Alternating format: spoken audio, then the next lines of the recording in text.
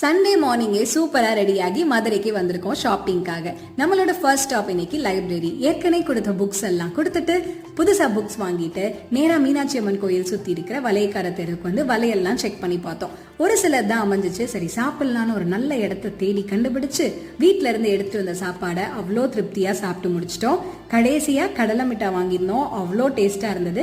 நேரா நாம புது மண்டபத்துக்கு நடக்க ஆரம்பிச்சிட்டோம். என் ஃப்ரெண்டு மேரேஜ்க்கு தாங்க வளையல் பார்த்துட்டு இருந்தேன், அமையவே மாட்டேன்ருச்சு. அதுக்கப்புறம் அங்கேயே காட்டன் மெட்டீரியல்ஸ்லாம் பார்த்தோம். 90-120 வீடெக்ஸ்ன்ற கடையில சூப்பரா இருந்ததுங்க. டெய்லரிங் யூனிட்டும் பக்கத்துலயே வச்சிருக்காங்க. புது மண்டபத்துல இருந்து வெளியே வந்தோடனே ஒரு சூப்பரா கரும்பு ஜூஸ் குடிச்சோம். அதுக்கப்புறம் நேரா கீழமாசி வீதிக்கு நடக்க ஆரம்பிச்சாச்சு.